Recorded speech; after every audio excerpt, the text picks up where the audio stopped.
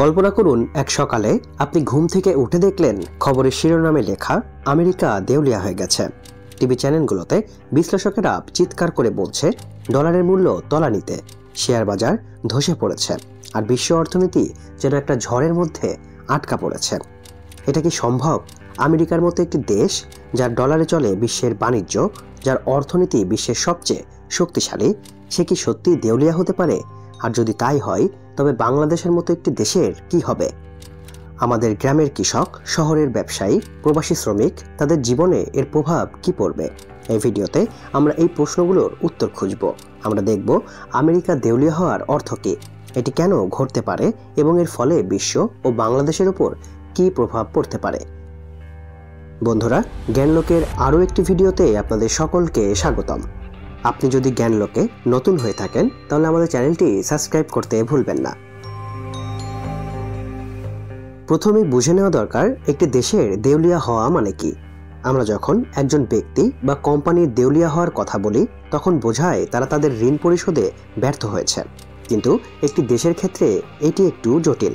আমেরিকার মতো দেশ নিজেদের মুদ্রা বা ডলার ছাপাতে পারে, তাই তাত্ত্বিকভাবে তারা কখনোই ঋণ পরিশোধে অক্ষম হবে না, কারণ তারা বেশি ডলার ছাপিয়ে ঋণ শোধ করতে পারে। কিন্তু এই কৌশলেরও একটি খারাপ দিক আছে। ধরুন আপনার বাড়িতে একটা প্রিন্টিং মেশিন আছে যেটা টাকা ছাপাতে পারে। আপনি যত খুশি টাকা ছাপিয়ে দোকানে গিয়ে জিনিস কিনতে শুরু করলেন, কিন্তু একসময় দোকানিরা বুঝে ফেলল যে আপনার ছাপানো টাকার কোনো মূল্য নেই, কারণ বাজারে টাকার পরিমাণ বেড়ে গেছে। ফলে দ্রব্যমূল্যের দাম বেড়ে যাবে আর আপনার টাকার দাম কমে যাবে। আমেরিকার ক্ষেত্রেও ঠিক এমনটাই হতে পারে। বেশি ডলার ছাপালে মুদ্রাস্ফীতি বেড়ে যাবে আর ডলারের মূল্য কমে যাবে। এটাই হতে পারে আমেরিকার দেউলিয়া হওয়ার একটি রূপ। আমেরিকার অর্থনীতি যেন একটি বিশাল দৈত্য, যার পায়ের ধাক্কায় গোটা বিশ্ব কেঁপে ওঠে। 2024 সালের হিসাবে আমেরিকার মোট দেশজ উৎপাদন বা জিডিপি প্রায় $27 ট্রিলিয়ন, যা বিশ্বের মোট অর্থনীতির প্রায় 1/4। ডলার বিশ্বের রিজার্ভ মুদ্রা, অর্থাৎ বেশিরভাগ দেশ তাদের বৈদেশিক মুদ্রার রিজার্ভ ডলারে রাখে। আমেরিকার ট্রেজারি বন্ডকে বিশ্বের সবচেয়ে নিরাপদ বিনিয়োগ হিসাবে গণ্য করা হয়। কিন্তু এই দৈত্যরও একটি দুর্বলতা আছে, জাতীয় ঋণ। 2024 সালে আমেরিকার জাতীয় ঋণ ছিল প্রায় $34 ট্রিলিয়ন, যা জিডিপির 120%-এরও বেশি। এই ঋণ বাড়ছে প্রতি বছর। সরকারি ব্যয়, সামাজিক নিরাপত্তা, স্বাস্থ্যসেবা এবং সামরিক খরচের কারণে এই ঋণ ক্রমাগত বাড়ছে। এখন প্রশ্ন হলো, এই ঋণ কি আমেরিকাকে ডুবিয়ে দেবে? আমেরিকার দেউলিয়া হওয়ার সম্ভাবনা কম, কিন্তু অসম্ভব নয়। কয়েকটি কারণ এই সংকটের দিকে ঠেলে দিতে পারে। 1. অনিয়ন্ত্রিত ঋণ। আমেরিকার ঋণ এতই বিশাল যে এর সুদ পরিশোধ করতে বছরে শত শত বিলিয়ন ডলার খরচ হয়। যদি বিনিয়োগকারীরা আমেরিকার ঋণ পরিশোধের ক্ষমতার উপর আস্থা হারায় তবে তারা ট্রেজারি বন্ড কেনা বন্ধ করে দিতে পারে। এটি সরকারের জন্য আরও ঋণ নেওয়া কঠিন করবে। 2. মুদ্রাস্ফীতি ও ডলারের অবমূল্যায়ন। আমেরিকা যদি ঋণ শোধ করতে বেশি ডলার ছাপে তবে মুদ্রাস্ফীতি বেড়ে যাবে। এর ফলে ডলারের মূল্য কমে যাবে এবং বিশ্বের অনেক দেশ ডলারের পরিবর্তে অন্য মুদ্রা ব্যবহার শুরু করতে পারে। উদাহরণস্বরূপ, চীন বা রাশিয়া তাদের মুদ্রা ইয়ান বা রুবেল বৈশ্বিক বাণিজ্যে প্রচলনের চেষ্টা করছে। 3. রাজনৈতিক অস্থিরতা। আমেরিকার রাজনীতিতে বিভক্তি ও দ্বন্দ্ব ক্রমশ বাড়ছে। যদি সরকার ঋণের সীমা বাড়াতে ব্যর্থ হয় বা বাজেটে ঐক্যমতে পৌঁছাতে না পারে তবে সরকারি কার্যক্রম বন্ধ হয়ে যেতে পারে, যা 2013 ও 2019 সালে আমরা দেখেছি। এটি বিনিয়োগকারীদের আস্থা নষ্ট করতে পারে। 4. বৈশ্বিক প্রতিযোগিতা। চীন, ভারত এবং ইউরোপীয় ইউনিয়নের অর্থনীতি দ্রুত বাড়ছে।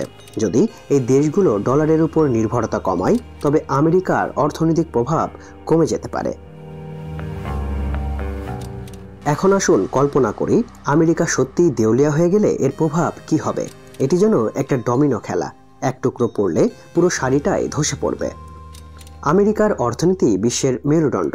এটি ধসে পড়লে বৈশ্বিক বাণিজ্য, বিনিয়োগ এবং আর্থিক বাজারে বিশৃঙ্খলা সৃষ্টি হবে।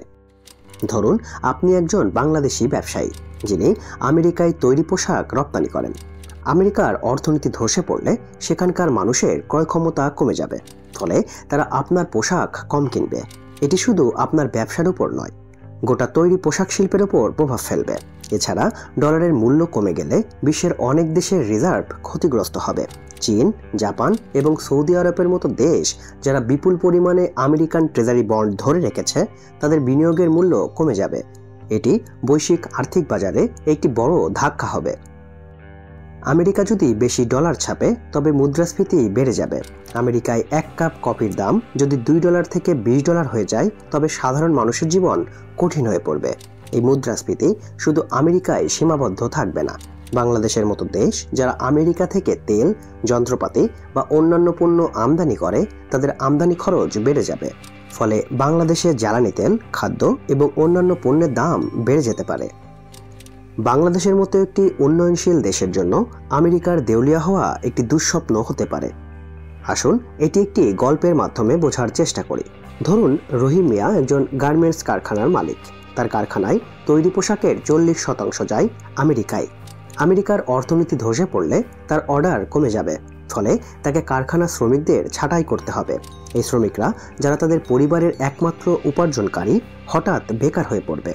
এটি শুধু রহিম মিয়ার কারখানার গল্প নয়, বাংলাদেশের তৈরি পোশাক শিল্পে লাখ লাখ শ্রমিকের জীবনে প্রভাব ফেলবে।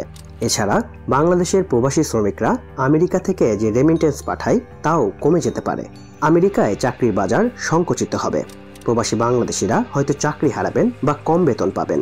2024 সালে বাংলাদেশের রেমিটেন্স আয় ছিল প্রায় $22 বিলিয়ন, যার একটি উল্লেখযোগ্য অংশ আসে আমেরিকা থেকে।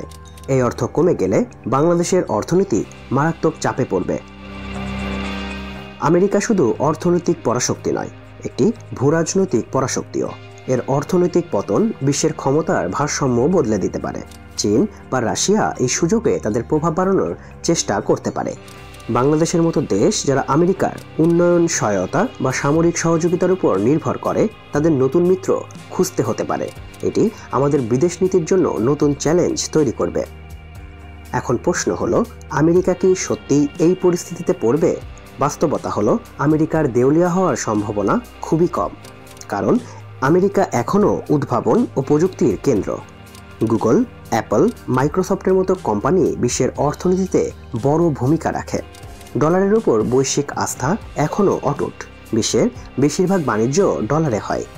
আমেরিকার সরকার ঋণ কমাতে, কর বাড়াতে বা ব্যয় কমাতে পারে, তবে ঝুঁকি একেবারেই নেই তা নয়। 2008 সালের আর্থিক সংকট আমাদের দেখিয়েছে যে আমেরিকার অর্থনীতিও অভেদ্য নয়। সেই সংকটের সময় শেয়ার বাজার ধসে পড়েছিল, ব্যাংকগুলো দেউলিয়া হয়েছিল এবং বিশ্বজুড়ে মন্দা ছড়িয়ে পড়েছিল। আমেরিকা যদি সঠিক নীতি না নেয়, তবে ভবিষ্যতে আরও বড় সংকট আসতে পারে। আমেরিকার সম্ভাব্য অর্থনৈতিক সংকটের জন্য বাংলাদেশ কিভাবে প্রস্তুতি নিতে পারে? আমেরিকার উপর নির্ভরতা কমিয়ে ইউরোপ, এশিয়া এবং আফ্রিকার বাজারে রপ্তানি বাড়ানোর চেষ্টা করতে হবে। ডলার ছাড়াও ইউরো, ইয়ান বা সোনার বিনিয়োগ বাড়াতে হবে। দেশীয় অর্থনীতি শক্তিশালী করা, কৃষি, ক্ষুদ্র শিল্প এবং তথ্য প্রযুক্তি খাতে বিনিয়োগ বাড়াতে হবে। আমেরিকার দেউলিয়া হওয়া একটি অকল্পনীয় ঘটনা, কিন্তু এর প্রভাব কল্পনার বাইরে নয়। এটি বৈশ্বিক অর্থনীতিতে ভূমিকম্প সৃষ্টি করবে আর বাংলাদেশের মতো দেশের জন্য নতুন চ্যালেঞ্জ নিয়ে আসবে। তবে আমরা যদি প্রস্তুত থাকি, তবে এই সংকটকে সুযোগে পরিণত করতে পারি। আমাদের অর্থনীতিকে শক্তিশালী করতে হবে, নতুন বাজার খুঁজতে হবে এবং নিজেদের উপর ভরসা রাখতে হবে। বন্ধুরা, ভিডিওটি শেষ পর্যন্ত দেখার জন্য আপনাদের সকলকে ধন্যবাদ। যদি জ্ঞানলোকের আরও এমন ভিডিও দেখতে চান, তাহলে আমাদের চ্যানেলটি সাবস্ক্রাইব করতে ভুলবেন না। সবাই ভালো থাকবেন, সুস্থ থাকবেন।